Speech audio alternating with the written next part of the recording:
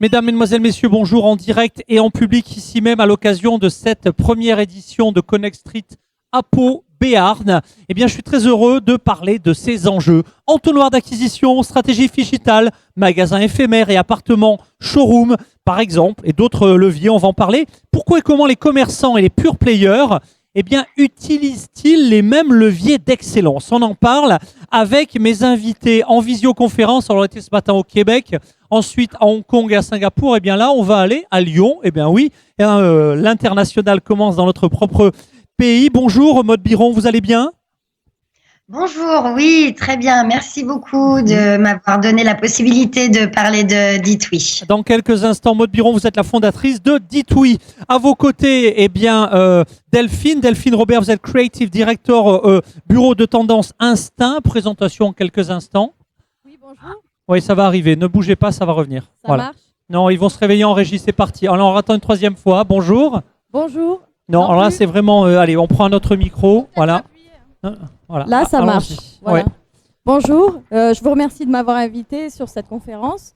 Moi, je suis donc cofondatrice de l'agence Instinct qui accompagne les marques du secteur de la mode, de la beauté et du lifestyle dans leur développement, soit sur la partie créative, soit dans la partie communication. Donc, vous inventez des tas de leviers qui créent de la valeur pour les commerçants et on est ravis de vous accueillir. À vos côtés, Christelle, dont je salue le travail phénoménal. Christelle a préparé l'ensemble des conférences, les livecasts en direct d'Hong Kong, de Singapour, de New York ou de Montréal, c'est elle, et de Lyon d'ailleurs. Bonjour Christelle Nouvière-Domecq. Bonjour. Vous êtes la PDG d'Agent Double. Rapprochez-vous du micro, collez-le même sous votre menton. Je laisse vous présenter. Bonjour, donc en fait, moi je m'occupe d'accompagner les marques dans leur stratégie de développement, des marques de beauté, de mode, d'alimentation, d'alcool, dans leur stratégie de développement en France, en local, très local parfois, et à l'international. Et en fait, l'idée aujourd'hui, ce qu'on voulait, c'était vous présenter des choses qui marchent à l'autre bout du monde, qui sont des choses assez simples, opérationnelles, et que vous pouvez appliquer à votre niveau localement. Donc, cette table ronde d'aujourd'hui, on va vous montrer des cas de figure les recherches qu'ont fait les uns et les autres pour vous donner des idées pour acquérir des nouveaux clients et pour développer vos activités. Merci d'être avec nous, merci d'avoir préparé toutes ces émissions. À vos côtés, nouveau venu sur ce plateau, Arnaud Delacroix, bonjour. Vous êtes alors Brand Content Expert Journal. Effectivement, l'homme qui s'occupe du brand content, c'est un gros mot à première vue, mais on va voir à quel point c'est important. Au sein du journal que l'on ne présente pas sur le territoire, effectivement, du journal Sud-Ouest. Bienvenue chez vous, devrais-je dire. Le brand content en 22 secondes, et puis après, on va pouvoir un petit peu développer tout à l'heure. Mais déjà, ce que vous faites au quotidien. Oui, donc bonjour à tous. Nous, l'idée, c'est d'accompagner les marques qui ont des problématiques, de pouvoir accompagner toutes les marques, c'est-à-dire des petits commerçants aux grandes enseignes, et de répondre à leurs problématiques qui sont de toute nature, de notoriété, d'engagement sur les réseaux sociaux, etc. Donc voilà, l'idée c'est de pouvoir étudier la marque, comprendre les enjeux, quelles sont les cibles, et ensuite proposer des solutions en adéquation avec ces problématiques pour les résoudre tous ensemble. On est ravis de vous accueillir, vous intervenez quand vous voulez. Last but not least, disent les anglo-saxons. On est vraiment fiers d'accueillir Yves Sassy à la tribune. Yves Sassy, on ne se connaissait pas il y a 1 mois et demi. Et il y a 1 mois et demi, Yves, on l'a rencontré. On lui dit, écoute, voilà, nous, sur le digital, sur les contenus, on connaît un peu de monde. Sur les briques du magasin, un point de monde. Mais les enseignes, on ne connaît pas. C'est un univers presque autiste pour nous. Et Yves, lui, connaît tout le monde. C'est le fondateur. Alors, il a monté plein de choses. L'Observatoire de la franchise. Et depuis des décennies, il est vraiment infatigable sur notre industrie. Et aujourd'hui, avec son club de la franchise, il fédère, on va faire simple, en gros, toutes les enseignes, toutes les franchises innovantes sont dans le club de la franchise. Bonjour Yves Sassy. Bonjour. Voilà, vous savez tout, j'ai plus rien à dire. Oui, j'ai vécu une petite trentaine d'années dans le monde de la franchise. J'ai rencontré, interviewé, aidé et parfois même consolé des franchiseurs. L'idée aujourd'hui, c'est avec la création du club de la franchise, c'est de les réunir une fois par mois et de leur présenter des sociétés du monde digital. Parce que depuis que je me promène dans ce monde-là, je m'aperçois que les franchiseurs, comme tous les commerçants, ont du mal à choisir, à rencontrer, à trouver la bonne entreprise qui va les aider à s'introduire dans ce monde-là. Voilà un peu l'objectif du club. Yves Sassi, merci d'être avec vous. Et c'est vrai qu'on a toujours l'impression que les commerces indépendants sont un peu désemparés par rapport aux révolutions digitales. Je vous prie de croire que, eh bien, au niveau des enseignes, et vous pourrez témoigner, eux aussi, ce devoir de remise en question, eh bien, permanente est tout aussi vital, tout aussi important. On peut le dire en introduction, Yves Sassi ? Mais je pense que on peut dire ça, mais c'est aussi le métier du commerçant. Le commerçant, son métier, c'est d'être dans sa boutique et de soigner son client. Vous tous, vous êtes soit commerçant, soit client. Et ce qu'on ne fait pas bien souvent dans ce monde-là, c'est d'intégrer le client dans son univers de commerçant. La première démarche qui devrait être faite à l'ouverture d'un commerce, c'est d'aller chercher le client, de lui parler et d'en faire, entre guillemets, c'est ce qu'on disait avant, mais d'en faire un ami. Aujourd'hui, on parle de communauté. L'objectif d'un commerçant, d'une chaîne, d'un réseau de franchise et d'une marque, c'est de créer une communauté avec ses clients, avec ses types de clients. Vous savez, il y a quand on ouvre quand on ouvrait un magasin de chaussures, on ouvrait un magasin de chaussures. Petit à petit, on a ouvert un magasin de chaussures pour hommes ou pour femmes et ou pour enfants. Et puis petit à petit, les magasins se sont scindés. Il y avait 3 types de magasins de chaussures, hommes, femmes, enfants. Puis après, il y a eu les magasins de chaussures pour la pêche, pour la chasse. C'est devenu Décathlon. Eh bien, le commerce aujourd'hui, c'est exactement ça. Il faut se diriger vers son client. Et une fois que vous avez réussi à vous connecter à votre client, et il y a des outils digitaux qui permettent de le faire, une fois que vous vous êtes connecté avec vos clients, il faut les fidéliser, les séduire, animer votre clientèle. Et tout ça, c'est très possible, y compris pour une petite boutique, d'utiliser les réseaux. Vous avez un exemple, mais on est venu avec une boîte qui s'appelle Wi-Fi, qui permet à n'importe quel magasin d'avoir le Wi-Fi chez lui gratuitement pour ses clients. Il y a une autre boîte qui n'est pas ici, mais qui s'appelle Ipan, qui vous permet, quand vous posez votre téléphone sur votre table de restaurant ou sur la caisse de la boutique, de recharger rapidement votre téléphone sans contact. Vous avez des boîtes qui vous permettent, des applications qui vous permettent, avec votre téléphone, de payer directement sans juste une application, sans fil, sans poser la question à qui que ce soit, de payer directement votre note de restaurant. Ouais. Et le restaurateur arrive avec le ticket, et vous lui serrez la main et vous partez. Le restaurateur gagne 10 minutes, vous gagnez 10 minutes, tout le monde est content, et le restaurateur peut recevoir un autre client, peut multiplier par 1,2, 3, 4 le nombre de clients à chaque repas, à chaque service. Voilà. Le monde du digital, c'est ça. C'est utiliser des outils qui coûtent pas cher. Alors, Laetitia vous en parlera. Elle est là pour le Wi-Fi. Pour le client, ça coûte rien, et pour le consommateur, pour le restaurateur, enfin le commerçant, ça coûte vraiment pas cher.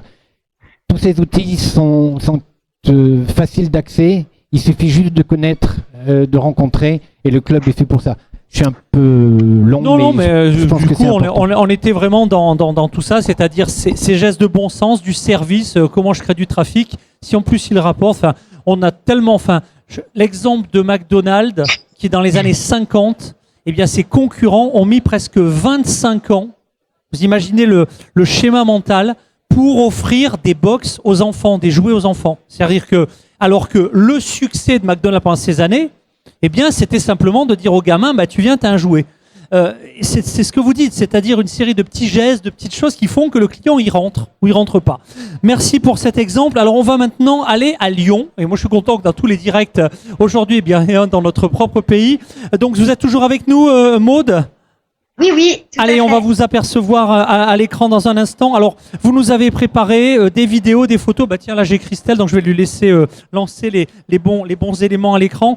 On va d'abord à nouveau vous laisser vous présenter. Dites oui, et puis surtout cette expérience formidable. Vous avez à Lyon lancé un pop-up store pendant 3 mois. Où, quand, comment? Dites oui, et qu'est-ce que... Alors dites oui, ça s'écrit pas, enfin, DITW2E, mais ça apparaît. Allez, retour d'expérience, Maude. Oui, bonjour à tous. Et encore une fois, merci à Connect Strict de nous avoir permis de présenter Dites Oui et toute l'activité. Voilà, donc Dites Oui aujourd'hui, qu'est-ce que c'est? C'est une plateforme qui commercialise des produits de marques, créateurs, designers, dans des univers mode, déco, beauté. Et c'est à la fois pour eux un outil digital, puisque c'est une plateforme à la base qui va leur permettre de développer leur activité. Et pour eux, c'est aussi un seul et même outil à utiliser. Voilà. Et depuis peu, on a ouvert effectivement une boutique à Lyon, un pop-up store sur les mois d'octobre, novembre et décembre au Grand Hôtel Dieu à Lyon. Donc, si vous avez l'occasion de passer au moment des fêtes, nous serons ravis de vous accueillir. Et donc, voilà, la plateforme en elle-même, on est sur un type d'outil qui s'appelle, technique parlant, une marketplace. Et donc, on regroupe, on fédère différents créateurs, marques, designers autour de cette plateforme. Donc, pour eux, c'est un outil de vente en ligne. Et pour le client final, c'est la possibilité d'acheter sur une seule et même plateforme différents produits, d'avoir un large choix au niveau du catalogue. Ouais, je vous coupe, c'est bien une plateforme réelle, c'est-à-dire que pas souvent quand on parle de plateforme, maintenant on pense tout de suite online. On est bien d'accord qu'en gros vous avez fait une espèce de gigantesque boîte à outils avec tout ce qui crée de l'expérience et de la relation client. C'est bien ça cette plateforme, si je résume, Maude. C'est ça. C'est une plateforme qui permet de communiquer, d'être visible, d'être référencé. Donc, c'est une plateforme en ligne qui est accessible via l'URL ditwi.fr. Donc, si vous tapez ditwi.fr, vous allez arriver sur le site qui met en avant donc des produits haut de gamme, éco-responsables. Ça, c'est pour le positionnement marché. Donc, tous les produits sont soit made in France, bio, éthique ou recyclés.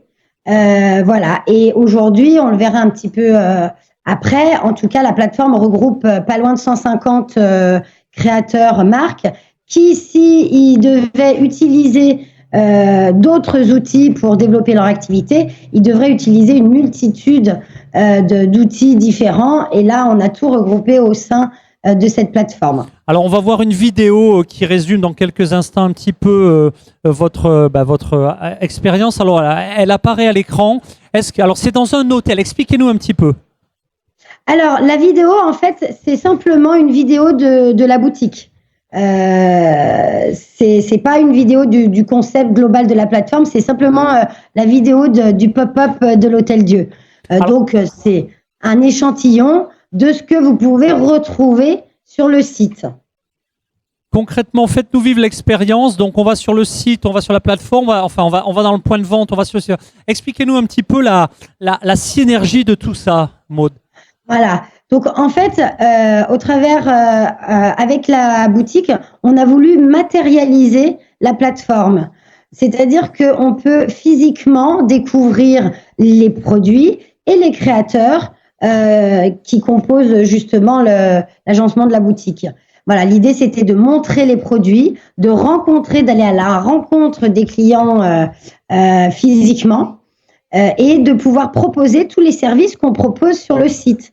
Donc, tout à l'heure, j'entendais une intervention où on parlait de livraison depuis le point de vente. Voilà, donc là, à la boutique, aujourd'hui, on est capable de livrer les produits qui sont dans la boutique. Inversement, une personne peut commander en ligne et venir récupérer les produits qui sont présentés à la boutique. Voilà, mais sinon, on parlait de stock aussi ce matin, j'ai entendu. Donc nous, on a très peu de stock puisque justement le catalogue, il est en ligne. Là, la sélection qu'on vous propose à l'Hôtel-Dieu, c'est une sélection d'une vingtaine de marques, alors que sur le site, vous en avez presque 150 aujourd'hui. Voilà, donc l'idée, c'est de faire vivre la plateforme, de l'animer, de la rendre physique. Et donc, on parle vraiment d'expérience digitale, dans le sens où il y a une vraie combinaison entre le digital et le physique. Alors, un exemple très concret, je suis à Pau. Il y a un magasin, là, il y a un un bail commercial qui vient pendant quelques temps de se libérer. Est-ce que vous pouvez faire quelque chose pour nous, Maude ? Ah bah tout à fait. Alors nous, ça nous a pris à peu près 1 mois pour le mettre en place, puisque aujourd'hui, il nous a suffi de proposer aux marques du site La prochaine fois, j'irai un bail, hein, d'ailleurs. Ouais. La prochaine fois, je vous poserai la question en français. Mais ok, donc en gros, vous êtes, si je puis dire, au-delà d'avoir toute une communauté, vraiment en capacité de réenchanter un centre-ville, de réenchanter un local ou d'inventer, là aussi, du commerce, d'amener du commerce dans des lieux qui sont un peu improbables aussi. Exactement, exactement. D'autant plus que on le voit pas très bien sur la vidéo parce qu'on a ouvert au mois d'octobre. Elle est encore pas tout à fait finie d'installer. On a des écrans dans la boutique qui permettent justement d'accéder au catalogue global depuis la boutique. Et puis, on a des outils qui permettent de projeter des vidéos, de repartir avec une photo souvenir où les gens se prennent en photo dans la boutique. La photo, ils peuvent se l'envoyer par mail. Du coup, on récupère les adresses mail des clients. C'est une photo qui vient animer les réseaux sociaux. Voilà, l'idée, c'est de proposer des outils qui vont venir dynamiser, moderniser et permettre aux clients d'accéder à l'intégralité de l'offre. Maude, un grand merci. Alors, vous restez avec nous jusqu'à la fin de l'émission. Vous intervenez quand vous voulez. Encore 22 secondes parce que l'heure tourne. Ça vient juste d'ouvrir, mais est-ce que vous avez des premiers éléments de résultats, la satisfaction des clients également ? Oui, tout à fait. Alors, on est très content parce que déjà, on nous a dit que la boutique était très jolie et à l'image justement du site et des produits haut de gamme que l'on commercialise via la plateforme. Et puis surtout, je vous invite, on inaugure à la fois la boutique et le lancement de Ditwi parce qu'on est encore jeune, ça fait 1 an et demi, on a lancé ça en avril 2018, le jeudi 7 novembre au Grand Hôtel-Dieu pour le lancement de Ditwi. Alors, je ne sais pas si nos amis palois seront là. En tout cas, on les invite évidemment. Et tous ceux qui suivaient nos émissions, eh bien, le rendez-vous est pris. C'est du côté et bien de Lyon. Aude, vous restez avec nous. Maude, vous restez avec nous et vous intervenez quand vous voulez. Delphine, bonjour. Rebonjour. Alors, bonjour. Creative Director de tendance chez Instinct. Quelles sont les dernières tendances du New Retail, encore en bon français, eh bien, dans l'univers de la mode, de la beauté? Et quelles techniques sont à l'œuvre pour capter l'attention de clients potentiel? Vous avez préparé une petite présentation, on la découvre dans quelques instants. Allez-y. Voilà, on n'aura peut-être pas le temps de tout voir, mais bon, voilà, ce que je voulais dire en introduction à ces différents types de boutiques, c'est que la révolution aujourd'hui dans le retail vient du monde de la beauté, où on a vu des innovations assez ébouriffantes, notamment le Eye Mirror qui permet dans une boutique de venir cibler les endroits de votre peau et de trouver les produits adaptés. Il y a d'autres innovations comme Modiface qui sont des applications en temps réel où vous pouvez visionner votre visage et vous avez des recommandations produits adaptés à votre type de peau, etc. Donc, le secteur de la beauté en ce moment est vraiment en révolution et a permis aussi à d'autres marques de réfléchir à la manière de communiquer, de se rapprocher de leurs utilisateurs. Donc voilà, je vais vous présenter quelques exemples d'expérience shopping 3.0, on va dire.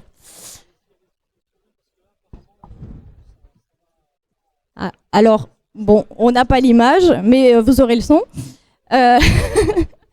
Alors, la première, c'était sur la notion de care, c'est-à-dire que maintenant, une marque ou une boutique vraiment se doit de faire attention à son client, mais non pas en tant que client, c'est-à-dire s'adresser à lui en tant que sujet. On n'est plus dans une relation verticale, hiérarchique, avec la marque au-dessus et le client en dessous qui consomme, mais dans une relation horizontale. Donc, le client va faire partie à la fois du processus de création de la marque et en être l'utilisateur. Et il y a des va-et-vient qui se créent de l'un à l'autre. Et c'est très important d'entretenir ce lien. Donc, dans les nouveaux concepts de boutique, on va avoir par exemple des appartements boutiques, on en a parlé tout à l'heure, qui sont, donc, je ne sais pas, peut-être vous connaissez l'appartement Cézanne ou l'appartement Marie-Sixtine à Paris qui est très connu. C'est une boutique, mais c'est aussi un appartement, donc c'est designé comme un appartement avec le salon, la cuisine, le lit, etc., la salle de bain. Et vous pouvez prendre rendez-vous pour y passer la nuit, vous pouvez y dormir. Vous pouvez avoir aussi des leçons, vous pouvez avoir des discussions avec les personnes que vous souhaitez dans cet appartement.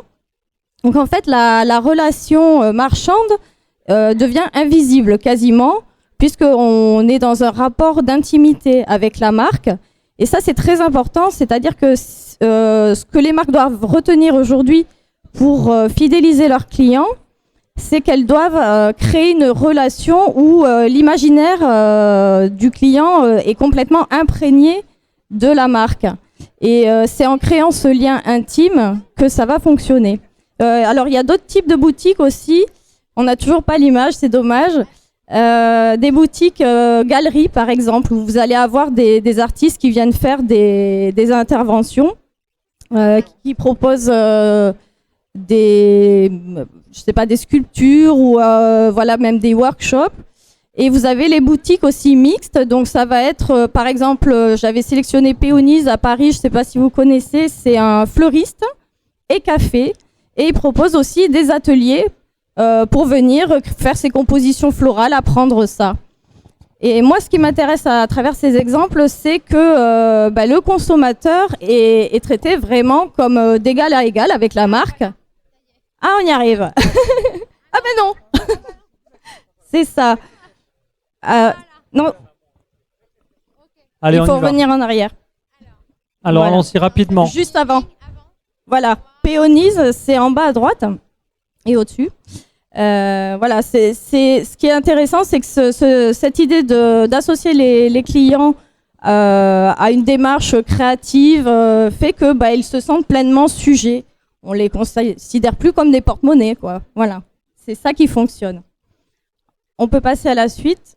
Non, on peut pas. Voilà. Je voulais parler aussi de la notion d'entertainment.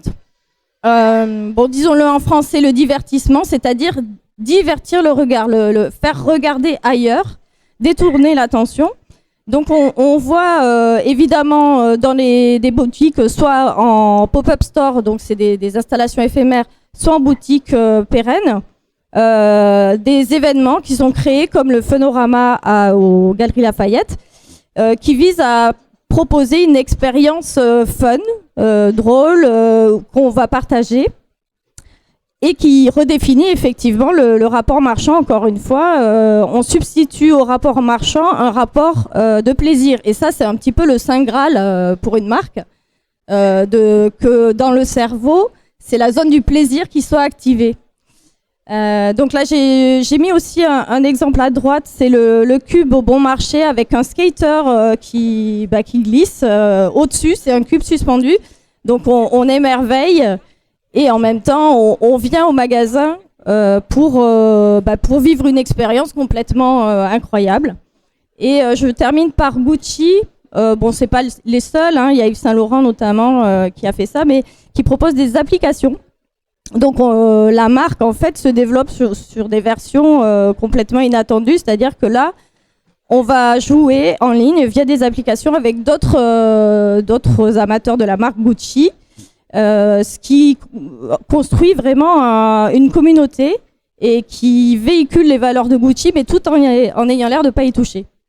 Eh ben, ce sont de beaux exemples. Pardon pour les petits soucis techniques de diffusion. Mais merci en tout cas pour ce témoignage. Ça n'a pas été super facile. En tout cas, bravo pour avoir relevé le défi. Allez, on a vu effectivement cette notion de tendance. On pourra revenir sur la notion de e-shop et de boutique physique.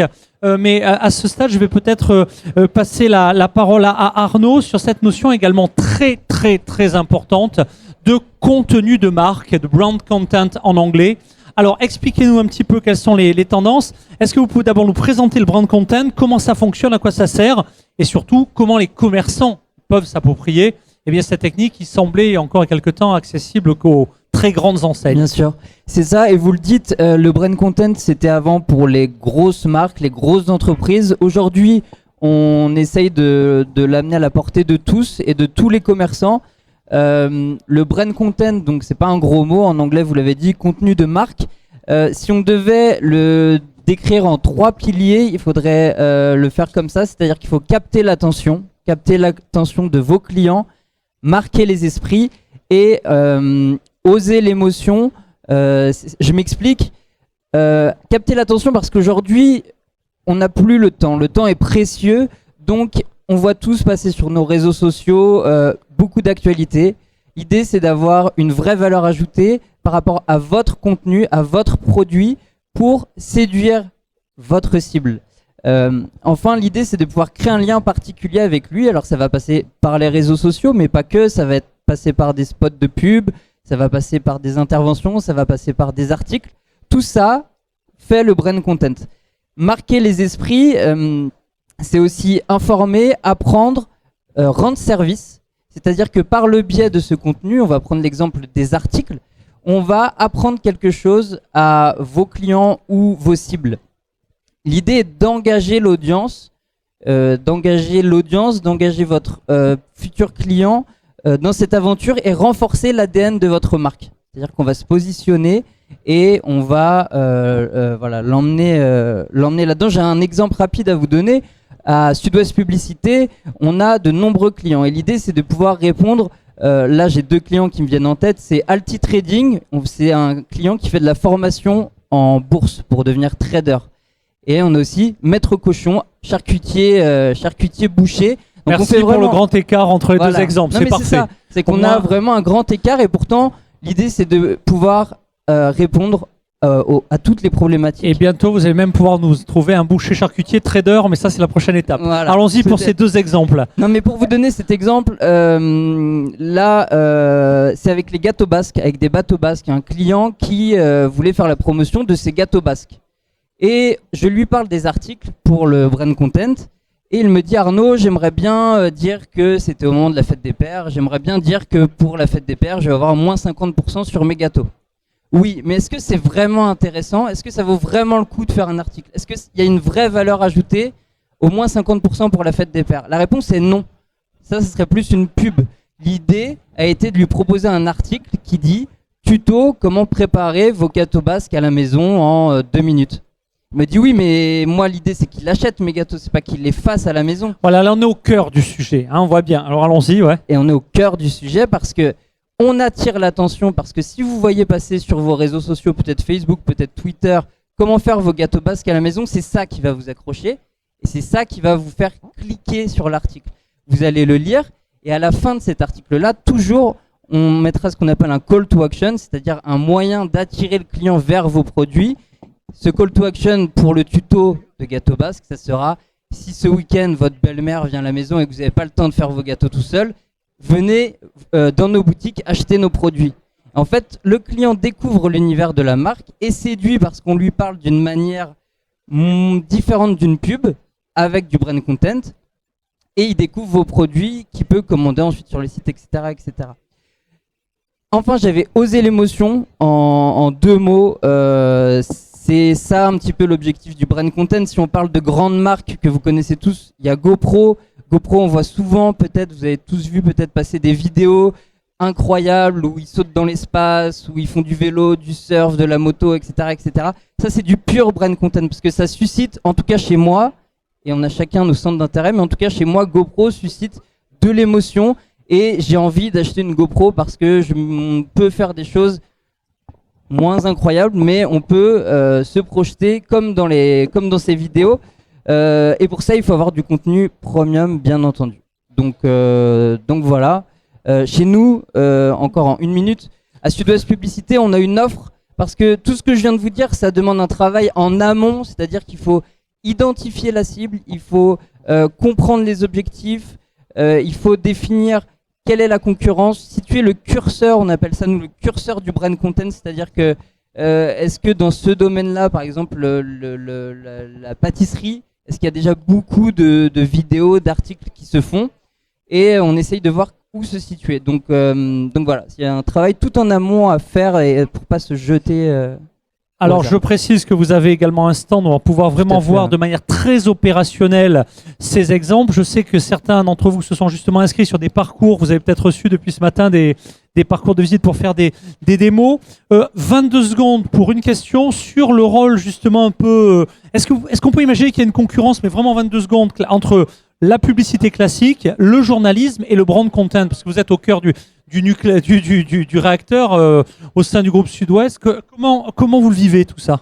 Alors 22 secondes, ça va être très court. Allez, 45. Mais on est confort. Pour tout vous dire, il y a la frontière entre la publicité, le brand content et chez nous au journal Sud-Ouest, les articles rédigés par des journalistes peut sembler fine, alors qu'en fait il y a un écart gigantesque entre tout ça. Parce que là, on vient pas avec le brand content chercher à faire de la concurrence au journal ou à la publicité. On vient plutôt en complémentarité. On vient vraiment pour renforcer l'offre et parce que c'est pas la même chose. Moi, les articles que je vais demander à mes pigistes de rédiger, ça va être vraiment pour mettre en valeur la marque. Ça va aller dans son sens. On va avoir identifié un sujet pour mettre en avant la marque. Le travail des journalistes, il est objectif. C'est-à-dire qu'il va faire un entretien avec une marque, avec un représentant, il va prendre les informations, il va les retranscrire de manière fidèle et objective. Ce qui n'est pas du tout, c'est tout à fait l'inverse pour le brand content. Et la publicité, c'est encore autre chose. C'est l'exemple des gâteaux basques dont on a parlé tout à l'heure à moins 50%. Ça, c'est pur et dur. C'est-à-dire qu'on donne une info, on la diffuse. Il n'y a pas vraiment de valeur ajoutée, on transmet une info. Voilà, donc c'est vraiment 3 secteurs qui sont très différents et qui se complètent, mais qui ne sont pas en concurrence. Un grand merci. Vous intervenez quand vous voulez jusqu'à la fin de ce focus. Il s'assied depuis quelques minutes, on ne vous entend pas, ça me manque. Une réaction sur tout ce qui vient d'être dit. Un mot aussi sur l'évolution de la franchise par rapport à tout ça et son rôle aujourd'hui. Alors vous aussi en moins 45 secondes, mais un peu plus, mais pas beaucoup plus. En 22 minutes, j'ai terminé. Non, ce qui me paraît important, c'est d'insister sur ce que mes voisins ont dit tout à l'heure. Le client fait partie de la boutique. Le client, il fait partie non seulement de la boutique, mais il fait partie de la rue dans laquelle vous avez installé votre magasin. C'est votre client qui doit vous guider. Je vais vous donner très vite 2 exemples amusants. Les gens m'appellent souvent pour me dire je voudrais monter un magasin, une entreprise, etc. Est-ce que vous pensez que la franchise, etc. Il y a un monsieur qui m'a téléphoné puis qui a fini par venir me voir et qui m'a dit voilà, j'ai une idée géniale, je vais monter un restaurant. Je vais monter un restaurant, il va être comme ça. Au bout de 5 minutes après qu'il m'ait expliqué son projet, je lui ai dit mais en fait ce que vous allez faire c'est un restaurant. Et il me dit ouais mais c'est un peu dur là ce que vous me dites. Je dis non, il y a une terrasse, des chaises, des tables, des couverts, un bar au fond, puis des bouteilles. Il me dit oui mais quand même il y a un esprit, il y a des menus, il y a une originalité. Et je dis non, c'est un restaurant. Des restaurants il y en a 33 000, 36 000. Ne faites pas un restaurant, faites un projet. Je passe à autre chose. Quelques jours après, mais c'est vraiment quelques jours après, il y a 2 jeunes, 25 ans, qui arrivent dans mon bureau, qui s'assoient, pas peignés, un vieux t-shirt, des vieilles baskets. C'est tout juste s'ils fumaient pas leur truc en plastique. Je rigole. Très bien. Des vrais geeks. Et ils me disent, voilà monsieur, on a un projet, monsieur. Alors il dit oui. C'est quoi? On voudrait lancer un truc puis en faire un réseau de franchise. Je dis bon, c'est bien. Et il me dit alors voilà, ce qu'on va faire, c'est qu'on va utiliser les réseaux sociaux Alors, Twitter, vous connaissez, monsieur, hein, Twitter, vous voyez? Oui. Facebook, et puis même LinkedIn, parce qu'on va faire venir aussi des cadres, des gens, des professionnels, etc. Et puis, on va choisir une cible. Et il me dit oui, parce que nous, notre cible, c'est plutôt les jeunes femmes de 25 à 35 ans qui ont des enfants, qui nanana, et puis les jeunes hommes qui participent à la vie du ménage, etc. Je dis ouais, bon, et il me dit, puis après, on va lancer notre affaire. Une affaire de quoi? Ah ben, on ne sait pas encore. Ah, Ils avaient identifié une clientèle, ils avaient identifié un processus pour l'atteindre. Et cette clientèle-là, ils savaient qu'ils allaient leur vendre un truc. C'est l'adage, hein, c'est l'adage. Il est plus facile de trouver des produits pour des clients que des clients pour un produit. Et c'est souvent ce que des commerçants qui sont dans des logiques très traditionnelles, je suis boucher, non, les clients. C'est ça la philosophie de... en préparant aussi cette émission, vous nous avez parlé d'une franchise que vous connaissez bien, qui a choisi le communautaire, c'est Otaco, qui est une des plus grosses franchises aujourd'hui françaises, c'est un de nos fleurons à l'international, etc. Là, c'est le communautarisme pur, avec une clientèle clairement identifiée. Un mot sur Otakos, qui est une formidable réussite. Otakos, c'est une boîte qui a été créée vers Grenoble, je crois, il y a une douzaine d'années. Un restaurant, puis 2, 3, puis des cousins qui ont dit cousin, je peux. Et ils ont ouvert des Otakos. Et petit à petit, avec quelques petits restaurants, ils ont fait un concept. Et un jour, ils se sont réveillés il y a 2 ans et ils se sont dit on va faire de la franchise. Et là, c'est parti en vrille. Ils ont ouvert la première année une centaine de restaurants. C'est la première fois qu'on voit ça dans le monde de la franchise. Je crois pas me souvenir d'un tel engouement pour une marque. Enfin, pour une marque, si, mais pour des restaurants à ce point-là, des gamins de 14 à 17, 18 ans, dès qu'ils arrivent à la fac, ils vont ailleurs, mais ils ont fait un menu qui est un menu pour tout le monde, les tacos, bon. Ils ont identifié une clientèle qui est une clientèle de jeunes, assez marquée quand même, un peu banlieue, d'abord parce que eux venaient de là, et puis ensuite, ils ont eu un mode de financement qui était un mode de financement comme eux savent le faire, c'est-à-dire entre eux. Et puis c'est parti, 250 magasins en 2 ans à peu près. Parce que ils ont créé une identité, ils ont créé une ferveur commerciale. Ils ont apporté à leurs clients, je ne fais pas l'inverse, hein, ils ont apporté à leurs clients ce que les clients voulaient, ce qu'ils recherchaient. C'est-à-dire de la convivialité, c'est-à-dire un message qui leur allait directement droit au cœur, pas du tout au porte-monnaie. Les 100 premiers ont leur tacos gratuit. Il y avait des queues d'enfer. Il y a toujours des queues d'enfer chaque fois qu'il y a une ouverture. Alors ça se tasse un peu, mais il y a toujours du monde. C'est cette idée de... Alors le mot va être mal compris, mais c'est cette idée de communautarisme, de créer une communauté commerciale, hein, on se comprend bien, de façon à ce que les gens se reconnaissent dans un produit. Expérience personnelle, je prends pas très souvent le métro parce que j'ai 2 roues et je suis parisien et c'est le seul moyen d'être à peu près tranquille, à peu près. Merci Madame Hidalgo. Le vélo, ça marche bien aussi. Le vélo, c'est bien. Ouais, ouais. ça marche bien. Non, mais je suis tout à fait pour le vélo et pour les pistes cyclables. On s'éloigne du sujet, c'est de ma faute en plus. Oui. Ok. Delphine veut également rebondir. Un dernier point, Yves Sassi. Juste pour finir l'anecdote, je suis rentré dans le métro et dans le métro, il y a une jeune fille qui est arrivée avec ses copines. Elle devait avoir 16 ou 17 ans avec son tacos à la main. Et quand la porte s'est fermée, elle a dit « Oh mon tacos, comme je t'aime ». Voilà la réussite commerciale. Merci Yves Sassi pour cet exemple. Vous vouliez réagir également à notre exemple ou prolonger ce que dit Yves, Delphine, Robert? Oui, c'était sur justement cette idée de communauté parce que je pense qu'aujourd'hui, ce qui réunit les magasins physiques et les boutiques virtuelles et les marques qui se sont créées, enfin les DNVB, les Digitally Native Brands, Vertical Brands, pardon, qui se sont créés sur le web et qui font tout, de la production jusqu'à la commercialisation, la distribution, etc.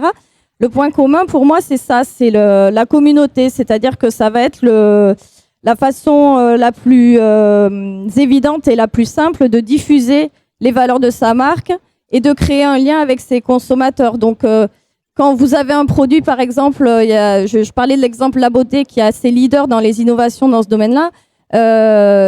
Beaucoup de marques de beauté se sont créées sur les insights d'utilisatrices. C'est-à-dire qu'on leur a fait des questionnaires ludiques souvent, pour pas que ça soit pesant, pour savoir de quoi ils ont besoin, qu'est-ce qu'il y a dans leur tête, évidemment, c'est ça le plus important. Et c'est comme ça que va se construire la marque, c'est-à-dire avec des allers-retours entre ses clients et la tête du design ou de la conception. Et je pense que quand on a une boutique, il faut réussir à instaurer ce rapport-là avec ses clients. C'est-à-dire, par exemple, les clients de beauté, je ne sais plus quelle marque a fait ça, ça m'échappe, mais peuvent donner leurs avis, ce qui met en confiance les autres clients à venir. Ok, il nous reste très peu de temps. 4 secondes et puis l'intervention de Christelle. Allons-y. 4 secondes. Ouais, Antoine, Arnaud. Ouais. 4 secondes. C'était juste pour faire le lien entre ce qu'on vient tous les 4 de dire. C'est cette notion de communauté qu'on a abordée. Elle est importante. Elle est importante. Et en fait, elle est surtout importante avec le brand content, avec la création de contenu. Oui, on vous entend. Ouais. Avec la création de contenu, parce qu'on nous demande, nous, parfois, à Sud-Ouest Publicité, d'animer les réseaux sociaux pour créer une communauté et engager sur cette communauté. Le problème étant que pour animer la communauté, il nous faut du contenu, et ça passe par des articles, des vidéos, parce qu'on peut avoir de très beaux réseaux sociaux. Si on n'a pas le contenu pour l'animer, et vous l'avez dit tout à l'heure, Yves, créer de l'émotion et toucher les cibles en plein cœur, on ne peut pas fédérer cette communauté. Et les réseaux sociaux sans contenu, je le dis souvent en rendez-vous, c'est la belle voiture qui serait les réseaux sociaux sans l'essence. Si on met pas d'essence dans la voiture, elle démarre pas. Sur les réseaux sociaux, c'est la même chose. Sans le contenu, on ne pourra pas fédérer la communauté. Voilà. Merci pour cet éclairage. Christelle, il nous reste peu de temps. Vous avez préparé cette émission. On a vu pas mal de choses. Quelques éléments encore de tendance pour finaliser un petit peu le focus. Alors en fait, moi aujourd'hui, je voulais vous parler un petit peu du commerce hors les murs. C'est-à-dire le retour que moi j'ai connu dans mon enfance à la campagne. Il y avait le boulanger qui passait, il y avait le camion boucher. On allait à la rencontre du client. Aujourd'hui, avec tous les sujets qu'on a abordés sur l'omnicanal, le e-commerce, les boutiques, il y a un vrai retour comme ça d'aller vers le client. Donc, je ne sais pas si tu peux mettre... Oui. Donc, il y a un certain nombre de cas comme ça dont je voulais vous parler aujourd'hui, c'est-à-dire, par exemple, Célio, qui, durant... voilà.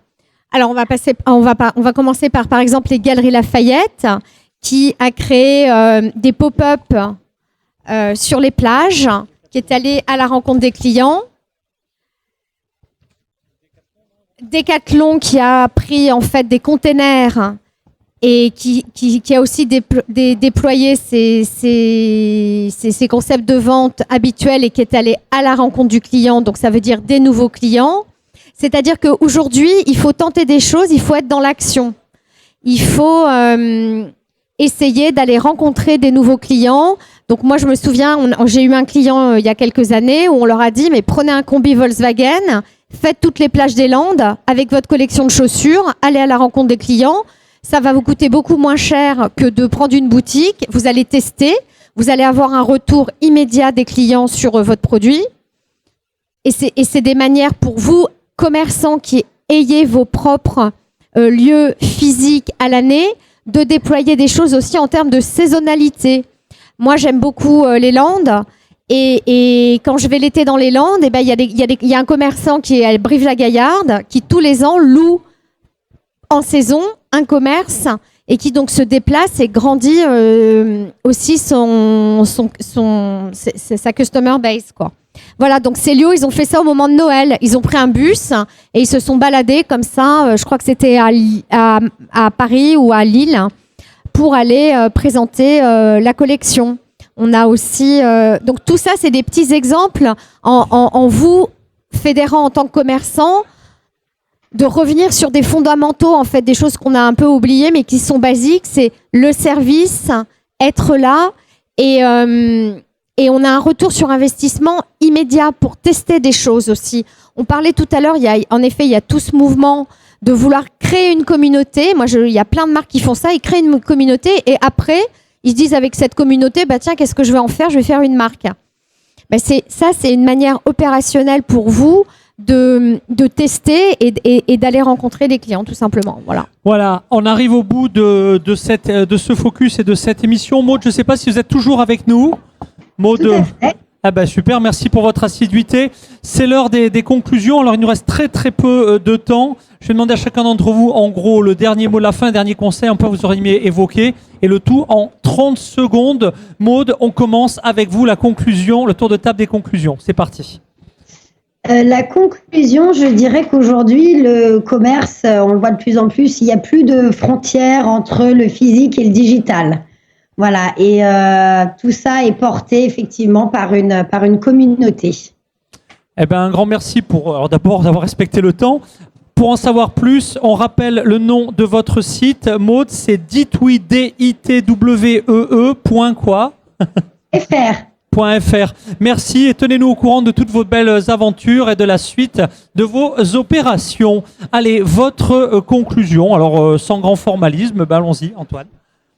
Arnaud, pardon, ça fait 2 fois. Vraiment, je suis désolé parce que j'avais à quelque chose et donc je suis habitué. 1000 excuses, Arnaud. Je vous en prie. Donc, non, le mot de la fin, ça serait peut-être de dire que le brand content est aujourd'hui et doit être au cœur des stratégies parce que aujourd'hui, la guerre entre guillemets se passe sur le digital avant de pouvoir amener les clients en boutique.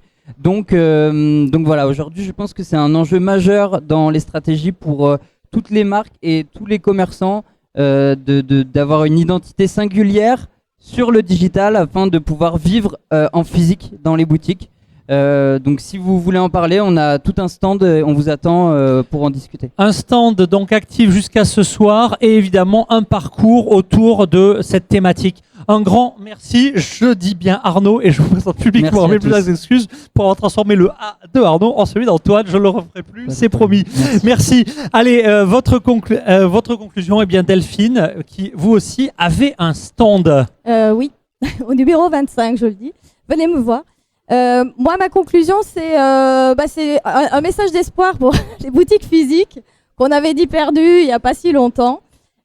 Puisqu'on s'aperçoit que les marques nées sur Internet, finalement, ont besoin aussi du physique pour aller à la rencontre de leurs consommateurs.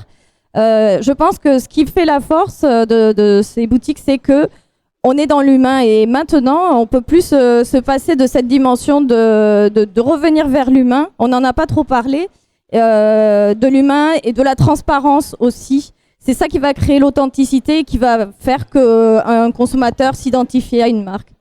Eh bien, un grand merci. Delphine Robert, Creative Director, Bureau de Tendance, Instinct. Votre conclusion, Christelle C'est-à-dire, c'est revenir aux fondamentaux, c'est un sourire, un bon produit. Enfin, voilà, il faut prendre, dans toute cette transformation digitale, il ne faut pas oublier le client, car trop souvent, on est noyé dans des verbiages, que sais-je. C'est le service, le client, le produit, les fondamentaux et tout le reste, j'ai envie de dire, c'est accessoire. Eh bien, c'est un beau rappel. Merci pour cette conclusion, Christelle, qui, je le rappelle, depuis ce matin et jusqu'à ce soir, a préparé l'intégralité des conférences de la journée. Et à ce titre, avec nos autres conférenciers, on va les applaudir dans un instant. Mais avant tout, merci déjà pour avoir anticipé, mais avant tout, eh bien, la conclusion des conclusions Yves Sassy, il nous reste 45 secondes. Je ne vais pas les utiliser. Je pense que le commerçant doit être réactif à tous les stades. Aujourd'hui, un concept ne se crée pas pour les 5 ans qui viennent. Quand je dis 5 ans, avant c'était 40 ans. 2 ans, c'est un maximum. Il faut réagir au fur et à mesure de l'avancée des choses. Sur le référencement, bientôt le référencement sur la première page de Google ce sera dépassé parce que le référencement se fera sur la Google Home, etc., etc. Être réactif. Eh bien, merci pour effectivement ce devoir de réactivité. Merci à tous les quatre. Merci Maud, depuis Lyon. Merci à vous d'avoir assisté également à l'enregistrement de cette émission. Et à très vite à l'antenne de Connect Street. Merci.